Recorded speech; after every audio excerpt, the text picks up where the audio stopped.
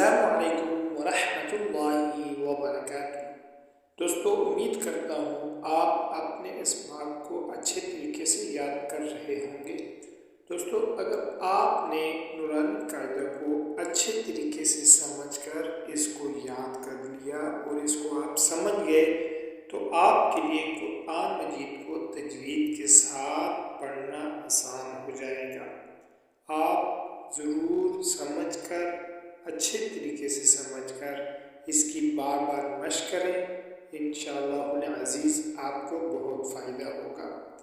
اعوذ باللہ من الشیطان الرجیم، بسم اللہ الرحمن الرحیم۔ واو کھڑی زبر وا، واو کھڑی زیر وی، واو الٹا پیش وو،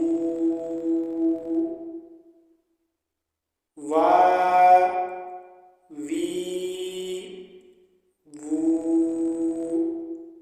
کھڑی زبر کھڑی زیر اور الٹا پیش کو ایک الف کی مقدار یعنی تھوڑا سا اس کو کھینچ کر لمبا کر کے پڑھا جاتا ہے۔ ہا کھڑی زبر ہا، ہا کھڑی زیر ہی، ہا الٹا پیش ہو، ہا ہی ہو۔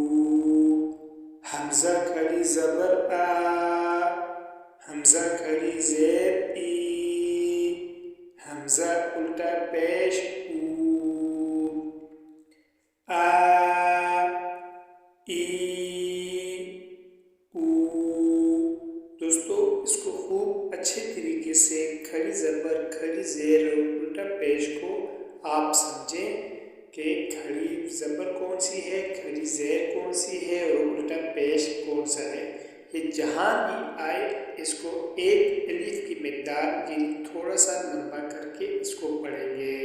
دوستو، مزید اچھی ویڈیوز کے لیے چینل کو لازمی سبسکرائب فرمائیں۔ جزاکم اللہ احسن الجزاء۔ طالب دعا قاری محمد آصف۔